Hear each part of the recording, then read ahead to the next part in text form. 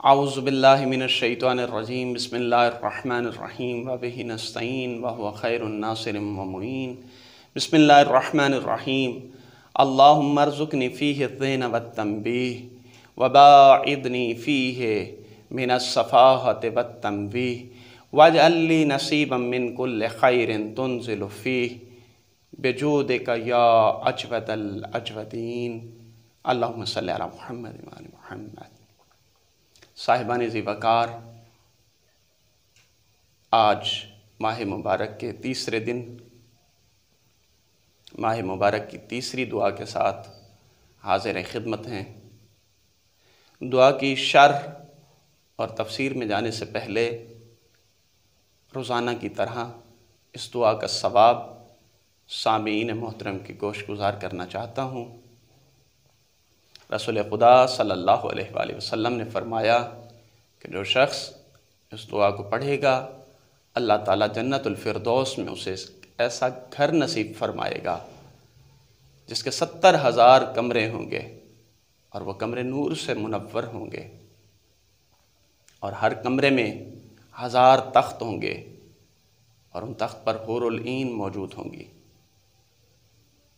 اور 1000 فرشتے ہر کمرے میں اللہ کی طرف سے ہدیہ لے کر داخل ہوں گے۔ آئیے بڑھتے ہیں دعا کی شرح کی طرف۔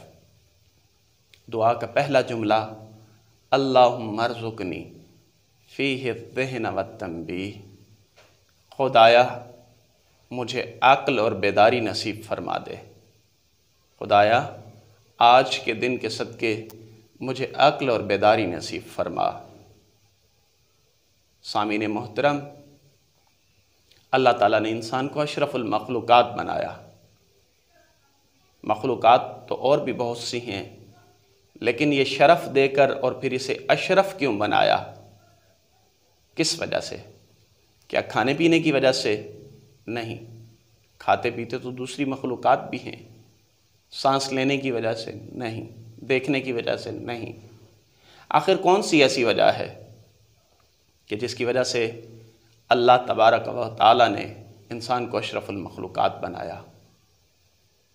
وہ خاص بات، وہ خاص شے انسان کی عقل ہے کہ جس کی وجہ سے اللہ تعالیٰ نے انسان کو اشرف المخلوقات بنایا۔ اگر انسان عقل کو بروئے کار لاتے ہوئے منازل کو طے کرے تو انسان یقیناً کمال کی منزل تک پہنچ سکتا ہے، سعادت کی منزل تک پہنچ سکتا ہے، سیر و سلوک کی منازل کو طے کر سکتا ہے۔ اور اگر انسان اسی عقل کو بروئے کار لاتے ہوئے خداوند متعال کی طرف توجہ کرے تو پھر اس کی وحدانیت بھی نظر آئے گی، توحید بھی نظر آئے گی اور یکتا پرستی بھی نظر آئے گی۔ صاحبان ذی وقار،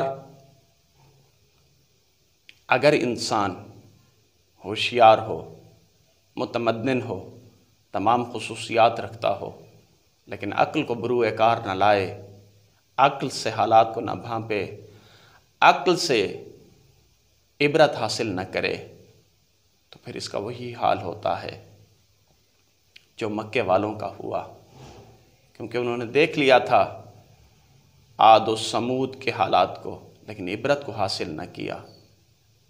صاحبان ذی وقار، اگر انسان عقل کو بروئے کار نہ لائے اور عبرت حاصل نہ کرے تو پھر انہی کی طرح ہوش رکھتے ہوئے بھی بے ہوش ہو جاتا ہے، مدہوش ہو جاتا ہے، حواس رکھتے ہوئے بھی بدحواس ہو جاتا ہے۔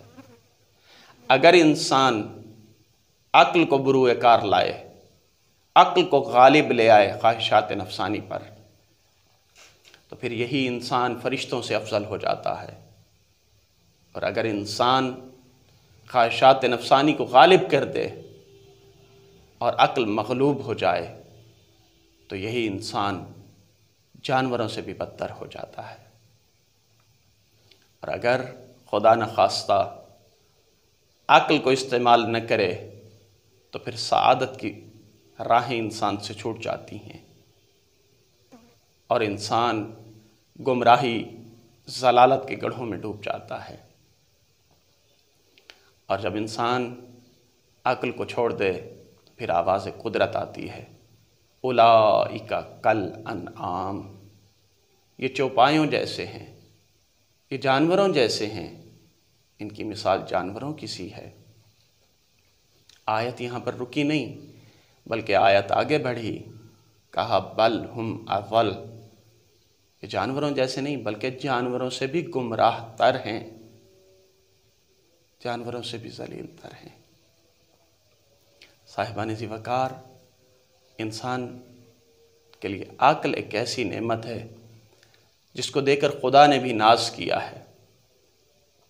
اور ایک بڑا لطیف جملہ مفاتیح الجنان کے صفحہ نمبر 29 پر میں نے پڑھا، افضل النعم العقل، بہترین نعمتوں میں سے ایک نعمت عقل ہے۔